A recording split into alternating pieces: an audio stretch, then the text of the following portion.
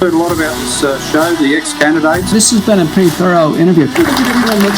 These institutions which we've been told to respect and trust are actually completely untrustworthy. Have you confirmed that you are negative before attending tonight if you are unvaccinated? I still see people with masks on and driving, and they're in the car by themselves. So you can pay my electricity bill, you think, that was spared. We're teaching them about what it means to be a pansexual instead of teaching them how to do your taxes. It's no for me.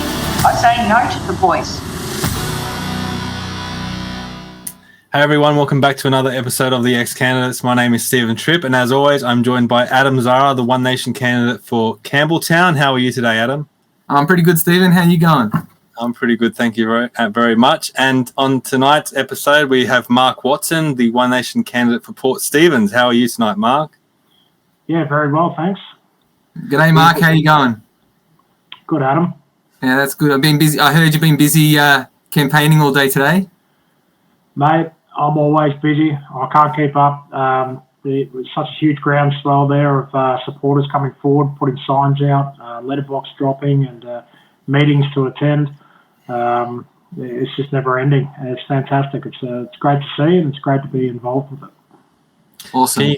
Can you just give us a brief description of Port Stephens? Like, what's the area that it covers? Yeah, so Port Stephens has actually changed in its boundaries, which has kind of shaken up the electoral landscape, so to speak.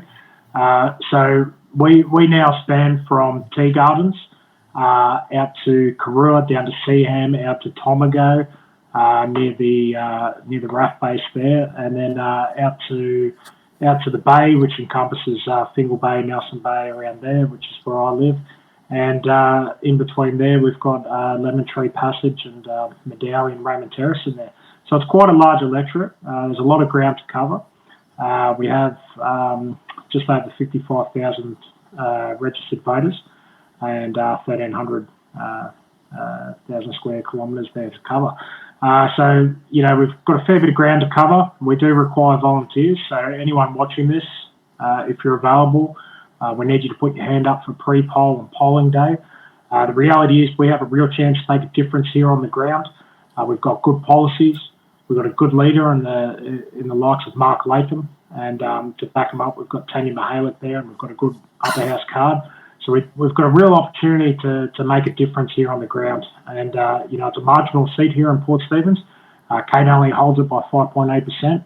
The Liberals committed to saying that they care about this electorate and that they'll do everything they can for this electorate. And we're 6 weeks out and they still haven't shown their head.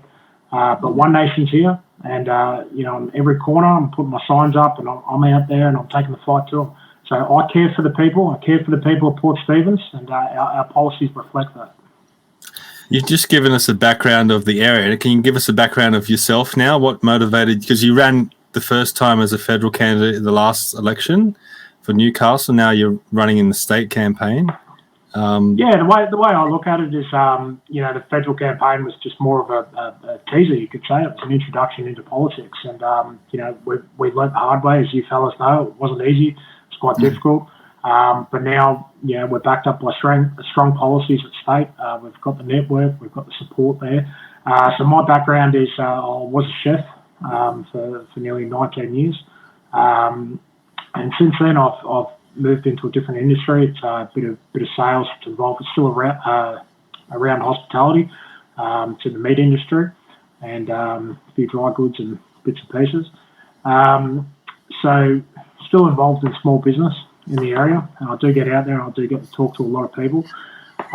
What's my driving factor for politics? Well, at the end of the day, I've got a young daughter, 7 years old, and I'm worried about her future. I'm worried about the education. New South Wales has some of the fastest falling education results in the world. I'm worried about turning the lights on. I'm worried about paying the bills. I'm worried about the mortgage. These are all things that your everyday battler struggles with. And that's why I'm out there and that's why I'm fighting for it. Yeah, and you mentioned a minute ago as well, like how strong the policies actually are. So obviously, I'm running in my electorate of Campbelltown as well. And I was also impressed with the policies. So they're policies that you can actually really stand with or, they back you up. So they're in depth, they're well thought out, but they're common sense. And anyone who has a strain of common sense would think, well, how could you go against that kind of policy? Because it's not airy fairy in the pie in the sky dreaming. It's actually like getting things done. Well, you know, like you, Adam, and like you, Stephen, I've got a young family there, and a lot of these policies really resonate with me. And when you're out there talking to people, you can actually engage with them on the same level that you're on. You know, we're everyday battlers. You know, we're not career politicians. We're not millionaires. We're out there working your daily jobs trying to support our family. So every aspect, like every struggle that the people that we talk to, every struggle that they have, we're going through as well. Yep. So one thing I found is, you know, I'm an ear to these people that they can voice their concerns, and I will go out there and I will voice their concerns for them, and quite loudly. And our policies back that up. A lot of our policies actually are targeted towards the everyday battler, and I think the major parties that they have forgotten the everyday person. They don't quite understand the pressures that they are under. Yeah, absolutely. I agree with that totally. They keep trying to out-left each other, to be honest.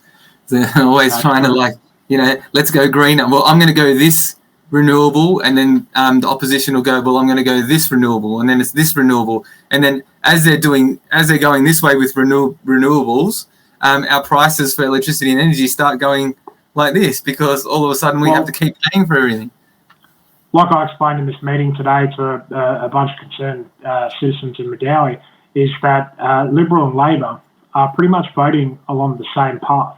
So there's no clear opposition. There's no Labor versus Liberal, Liberal versus Labor. That does not exist anymore. They both go down the same path. So if they want to pass a piece of legislation, they will pass it.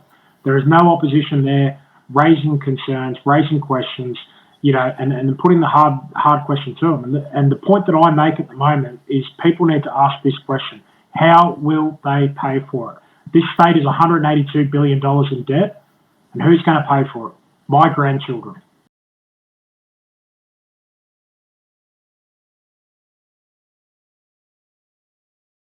So that gives me the energy to keep getting out there, and it's good because I'm getting a great response.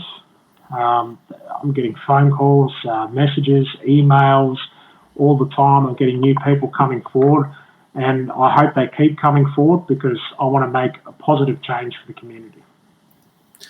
Yeah, definitely.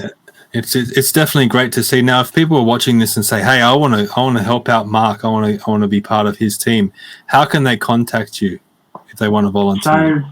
So, best point of contact is email, which is portsstevens@NSW One Nation .org.au, I believe. That's it. We'll put it up on the screen.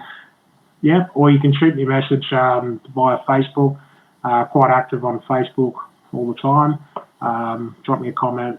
I can get in contact with you if you like, or you can send me a message. And I'll reply. They're probably the best. Otherwise, I've got my campaign phone number on the Facebook there. You can give us a call, send us a message. I'll try to get back to you as quick as I can. I'm always up for a coffee or a beer, depending on the time of the day.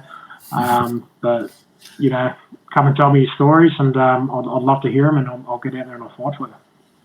And I know you've usually got something scheming in the background. Do you have any big events coming up, or some meet and greets, or is there anywhere that people will be able to see if you're out and about? We just had the monthly meeting yesterday, and had a community meeting today in Medowie. There's always something brewing. I've got a couple of things that are top secret at the moment. That's because I haven't finished planning them yet. yeah, fair enough. But yeah, we're always working on something. We're always looking for opportunities to do something, whether it be a show or a barbecue or a meeting or some sort of public event. Something always springs up. We do post it up there whenever we're going anywhere, and you know we'll put as much notice as we can, but we try to get out there and as much as we can and listen to what people have to say. Yeah. I will wish you all the best, Mark. I hope you do really well. You definitely deserve to do well. I know you don't always get what you deserve in politics, but I know you put in the work in.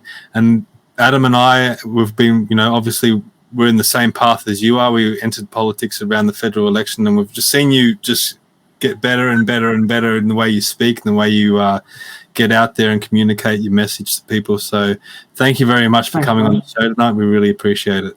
Thanks for your dedication, Mark. Thanks, Adam. You too. Cheers. Yeah, and if you've really enjoyed this episode, please share it out to everyone, and we'll see you next time.